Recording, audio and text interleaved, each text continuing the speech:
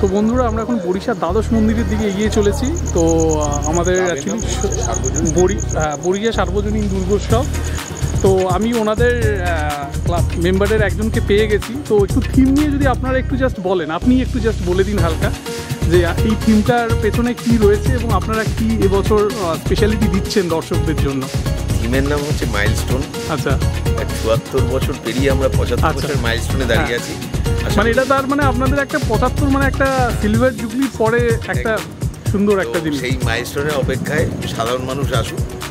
তো পুরোটাই স্টোন দিয়ে, নর্থ বেঙ্গলের থেকে ১০০ টন স্টোন দিয়ে আচ্ছা আনার পরেই প্যান্ডেলটা হয়েছে। দেখুন, আপনি দেখান না? হ্যাঁ, আমি দেখাচ্ছি জিনিসগুলো। তার আগে আপনাদের দর্শক বন্ধু উনি খুব সুন্দর করে এক্সপ্লেন করে দিলেন যে একটা মণ্ডপ তৈরি করতে গিয়ে কত দূর থেকে পাথরগুলো নিয়ে এসে এত সুন্দরভাবে ডেকোরেশন করেছেন। তো এই প্যান্ডেলে কিন্তু আপনাদের আসতেই হবে এবং ওনারা সুন্দরভাবে জিনিসগুলোকে এখনও কাজ চলছে, তাও আমি ওনাদের রিকোয়েস্ট করার জন্য ওনারা জিনিসগুলো করেছেন, আমাদের অ্যাকসেপ্ট করেছেন এবং ভিডিওটা করার জন্য পারমিশন দিয়েছেন।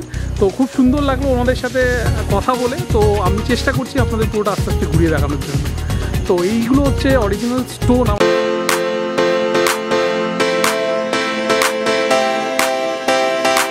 আমার মনে হয় এগুলো একদম অরিজিনাল স্টোন। দেখুন কিভাবে রড এবং স্টোনের মধ্যে যে একটা সুন্দর যুগলবন্দির একটা যে ব্যাপার, এবং তার সাথে এই যে মন্দিরটাকেও, এটা মানে অরিজিনাল মন্দির না, মন্দিরের যে কনসেপ্ট, এই তিনটে জিনিসকে এত সুন্দরভাবে ওরা তুলে ধরেছে এর মধ্যে, সেটাই আপনাদের সামনে আমি ফুটিয়ে তুলছি।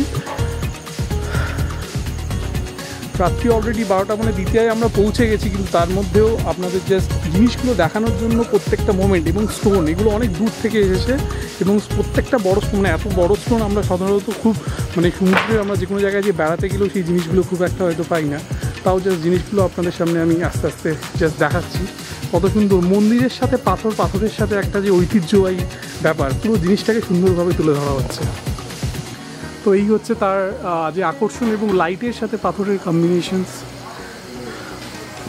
এখনও কাজ চলছে দ্বিতীয়াতে, তাও আমরা ফাঁকায় জিনিসগুলোকে অনেকটাই করে নিয়েছি। এবং ঠাকুরের এত সুন্দর, দেখুন কাজ চলছে কিন্তু ঠাকুরের এই যে এক অপরূপ মহিমা, এবং ঠাকুরের মধ্যেও একটা থিম কিন্তু এরা নিয়ে এসছে, ঝর্ণার সাথে জলের প্রবাহ, জলের সাথে পাথরের প্রবাহ। এই যে পুরো ব্যাপারটা কিন্তু একটা অপরূপভাবে এগিয়ে চলেছে। ঠিক আছে, তো সেই জিনিসগুলো দেখাচ্ছি এবং ওনাদের এখনও কাজ চলছে সুন্দরভাবে। এবং প্রত্যেকটা থিম তৈরি করতে সত্যি মানে বাঙালিদের দুর্গোৎসবের যে থিমের প্রতি যে এত রকমের যে একটা প্রচেষ্টা রয়েছে, সেই জিনিসগুলো কিন্তু আপনারা এখানে দেখতে পারবেন যে কিভাবে অপ্রাণ চেষ্টা করে প্রত্যেকটা থিম তৈরি করা হয়েছে শুধু এই 5 দিনের জন্য। যদিও আমরা এখন দুর্গাপুজোটা আর 5 দিন হয় না, মহালয়ার পর সব খুলে যায়। ঠিক আছে, তো সেই জিনিসগুলো আপনাদের একটুখানি আমি ঘুরে ঘুরে দেখাচ্ছি।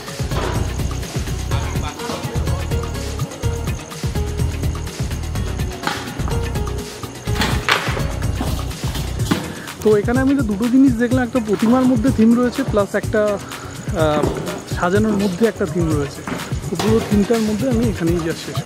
হ্যালো বন্ধুরা, তো আমরা চলে এসেছি ঠাকুরপুকুর SBI সার্বজনীন দুর্গোৎসবে। তো আমাদের এই যে পুজোর যে পুরো ব্যাপারটা, সেটা আমরা কিভাবে করছি সেটা আপনাদের একটুখানি আমরা তুলে দেখাচ্ছি পুজোটা।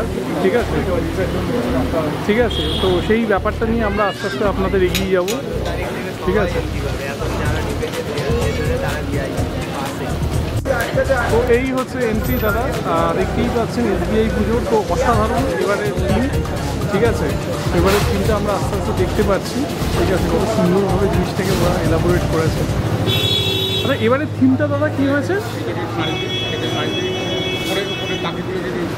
এবারে থিমের ভাবনা চিন্তাটা কি?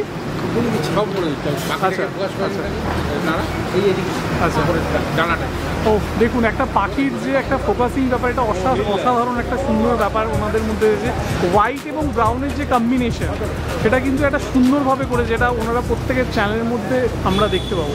তো উনি একটুখানি থিম নিয়ে আমাদের বলে দিচ্ছেন। ঠিক আছে, একটু বলুন যে দর্শকরা একটুখানি মানে আপনার থিমটা নিয়ে। আমাদের এবার থিমের নামটা হচ্ছে এলএম নতুন দেশে।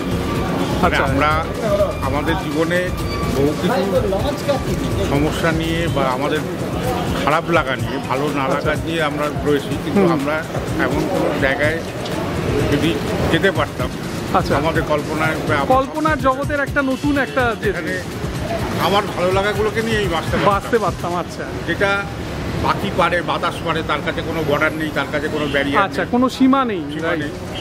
আমি চিন্তা করছি আমি যদি বাকি হতাম তাহলে আমি সেরকম একটা জায়গায় গিয়ে নিজের মতো করে বাঁচতে পারতাম। আচ্ছা, সেটাকে আমরা এখানে একদম একটা নতুন চিন্তা ভাবনা দর্শকরা, মানে যেটা হচ্ছে আমাদের জাগতিক বা প্রাকৃতিক যে জিনিসগুলো তারা যেভাবে বাঁচে সেরকম আমরা যেটা স্বাধীনভাবে করতে পারি, তো সেই থিমটা এখানে উনি তুলে ধরেছেন। তো ওনাকে অসংখ্য ধন্যবাদ। আজ এত রাত্রে আমরা ওনাদের পারমিশন নিয়ে একটুখানি আপনাদের খুলে দেখাচ্ছি। তো আপনারা এখানে অবশ্যই আসবেন। এটা ঠাকুরপুকুরের অনেক বড় পুজো, একটা SBI সার্বজনীন দুর্গোৎসব। তো এবার আপনাদের এই পুজোর এগুলো আপনাকে একটুখানি ঘুরিয়ে ঘুরিয়ে আমি দেখিয়ে দিচ্ছি।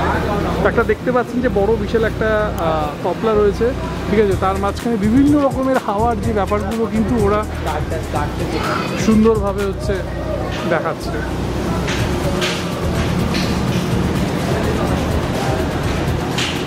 দেখুন প্রত্যেকটা আলোর মধ্যে হচ্ছে সুন্দরভাবে জিনিসগুলো করেছে। দেখুন অসাধারণ এক সাক্ষীর প্রতিশ্রুতি হচ্ছেন। ব্লু রয়েছে, ব্রাউন রয়েছে, হোয়াইট রয়েছে, যেন একটা পালকের প্রলেপ, একটা পালকের দেশে আমরা যেন হাজির হয়েছি। এবং হাওয়ার সাথে পালকের একটা অন্য অনবদ্য ব্যাপার রয়েছে। তো সেই অনবদ্য ব্যাপারটাকে নেওয়ার জন্য আমি আজকে এই SBI সার্বজনীন পার্কে আসা। দেখতেই পাচ্ছেন সুন্দর একটা ঠাকুরের মধ্যে একটা থিমের কনসেপ্ট রয়েছে। উপর থেকে প্রতি বছরই এনাদের সুন্দর হয় এবং তার সাথে দেখুন উপর থেকে একটা যেন লোহার বাহমায় জিনিসটা হয়ে আছে। এই জিনিসগুলো আমাদের একটুখানি দেখিয়ে নিই কত সুন্দরভাবে ওনারা জিনিসগুলোকে কভার করেছে। এবং আর্টিস্টিক দিক থেকে দেখলে প্রত্যেকটা জিনিসের আর্টিস্টের মধ্যে যে একটা পাতার মধ্যে যে গ্যালারি বা তার সেখানে সুন্দরভাবে করেছে সেটা আমরা দেখতে পাচ্ছি। শুভ্রদীপ, কেমন লাগছে তো মোটামুটি থিমটা দেখে? এটা হচ্ছে একটা অজানা দেশ, থিমটার নাম হচ্ছে একটা অজানা দেশ। মেন এদের যে মেটেরিয়ালস আছে সেটা হচ্ছে টিন, লোহা, পালকের কনসেপ্ট পুরো, কিছুটা এই ফাইবার গ্লাসেরও রয়েছে। অল টুগেদার এটা মোটামুটি এটা করতে মোটামুটি 5 মাস মতো এটা টাইম লাইন লেগেছে।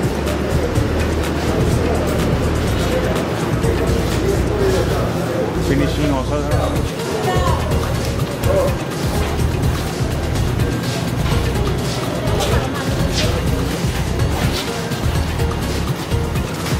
আমাদের উপরে একটু দেখাচ্ছি যে উপরে খুব সুন্দরভাবে জিনিসগুলো করেছে।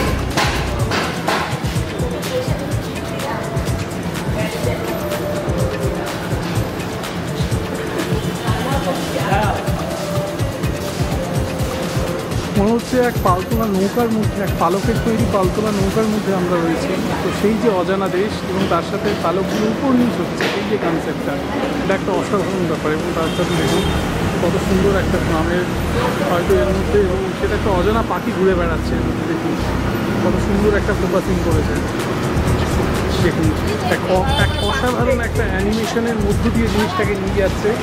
এই অ্যানিমেশন আমাদের এগুলো ওয়েস্ট বেঙ্গলের পুরোটাই সম্ভব যে ক্রিয়েশন করতে পারে, ক্রিয়েটিভ করতে পারে। তো সেই জিনিসকে ধরে রাখার মতো সবার হয়তো সৌভাগ্য হয় না, যেটা আমরা আজকে করছি। ঠিক আছে, দিদিয়া অলরেডি পড়ে গিয়েছে, তাও আমাদের কিন্তু এনার্জির কোনো কমতি নেই। আপনাদের পুরো জিনিসটা আপনাদের দেখাচ্ছি যেন এক অজানা দেশের পালতোলা নৌকার মধ্যে আমরা এগিয়ে চলেছি।